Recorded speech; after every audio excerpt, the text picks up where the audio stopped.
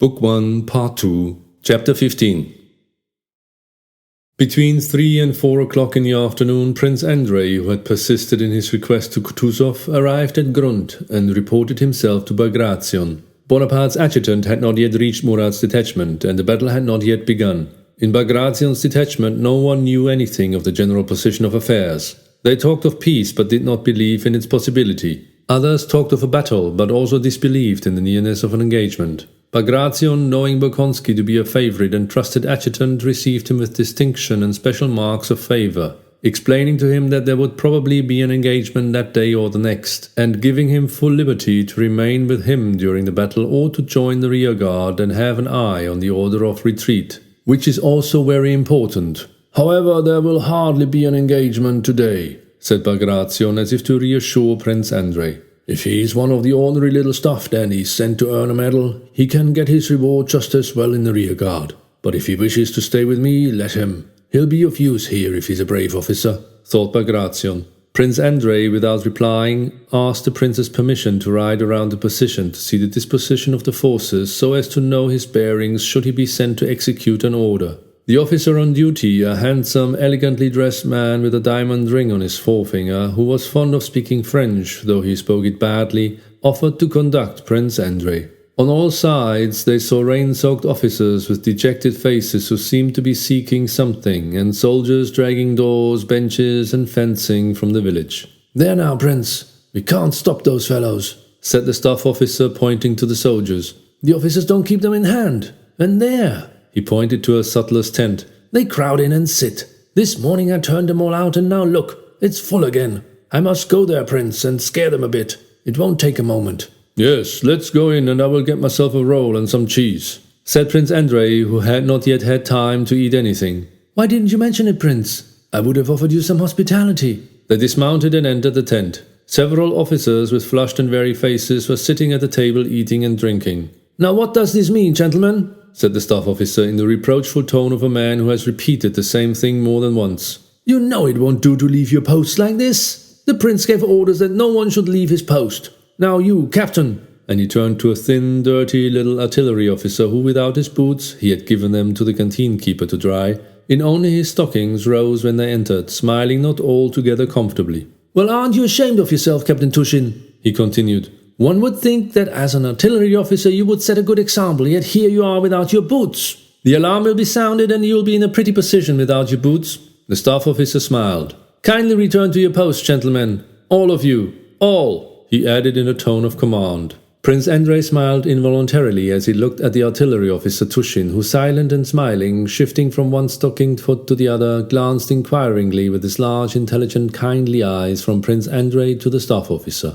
"The soldiers say it's more comfortable without boots," said Captain Tushin, smiling shyly in his uncomfortable position, evidently wishing to adopt a jocular tone. But before he had finished, he felt that his jest was unacceptable and had not come off. He grew confused. "Kindly return to your posts," said the staff officer, trying to preserve his gravity. Prince Andrei glanced again at the artillery officer's small figure. There was something peculiar about it, quite unsoldierly, rather comic, but extremely attractive. The staff officer and Prince Andrei mounted their horses and rode on. Riding beyond the village, continually meeting and overtaking soldiers and officers of various regiments, they saw on their left some entrenchments being thrown up, the freshly dug clay of which showed up red. Several battalions of soldiers, in their shirt sleeves despite the cold wind, swarmed in these earthworks like a ghost of white ants. Spades full of red clay were continually being thrown up from behind the bank by unseen hands.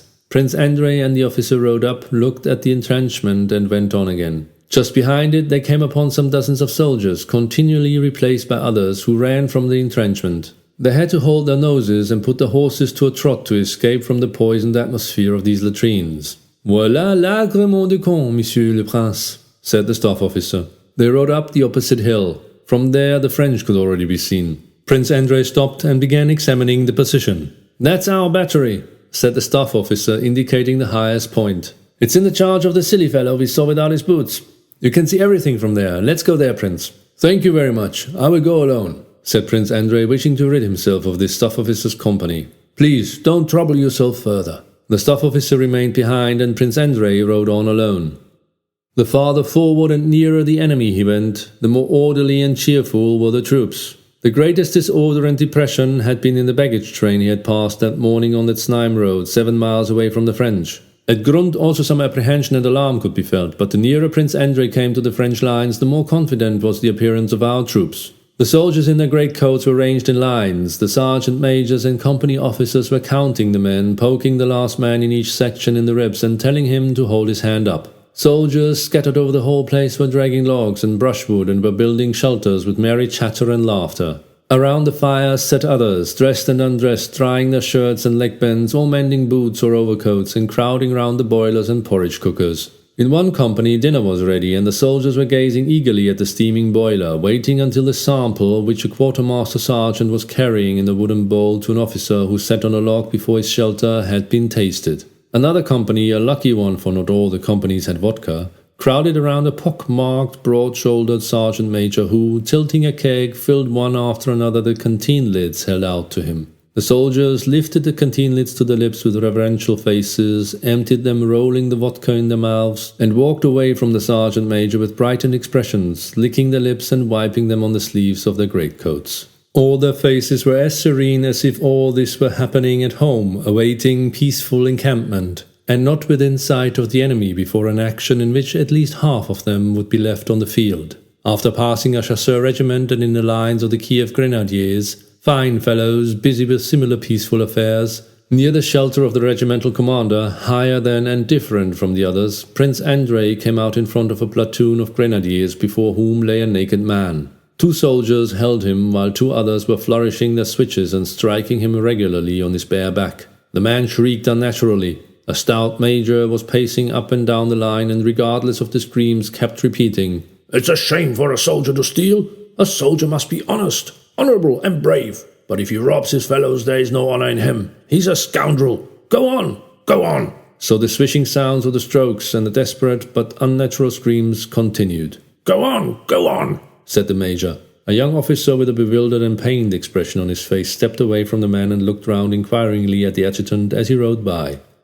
Prince Andrei, having reached the front line, rode along it. Our front line and that of the enemy were far apart on the right and left flanks, but in the centre where the men with the flag of truce had passed that morning, the lines were so near together that the men could see one another's faces and speak to one another. Besides the soldiers who formed the picket line on either side, there were many curious onlookers who, jesting and laughing, stared at their strange foreign enemies. Since early morning, despite an injunction not to approach the picket line, the officers had been unable to keep sightseers away. The soldiers forming the picket line, like showmen exhibiting a curiosity, no longer looked at the French but paid attention to the sightseers and grew wary, waiting to be relieved. Prince Andrei halted to have a look at the French. Look there! One soldier was saying to another, pointing to a Russian musketeer who had gone up to the picket line with an officer and was rapidly and excitedly talking to a French grenadier.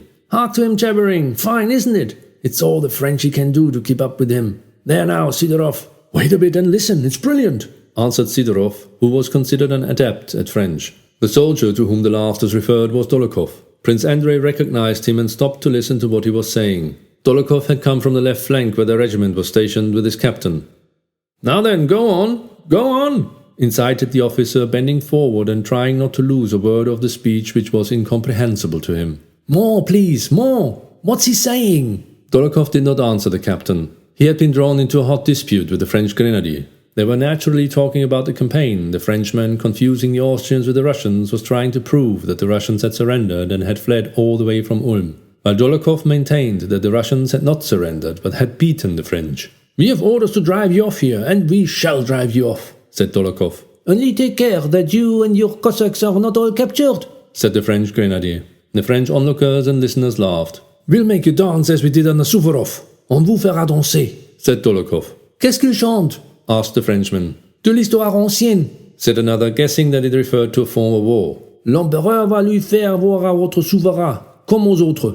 Bonaparte, began Dolokhov, but the Frenchman interrupted him. Not Bonaparte, he is the emperor, sacre nom, cried he angrily. The devil skin your emperor. And Dolokhov swore at him in coarse soldier's Russian and shouldering his musket walked away. Let us go, Ivan Lukich, he said to the captain. Ah, that's the way to talk French, said the picket soldiers. Now, Sidorov, you have a try. Sidorov, turning to the French, winked and began to jabber meaningless sounds very fast. Kari, mala, tafa, stafi, muta, kaska, he said, trying to give an expressive intonation to his voice.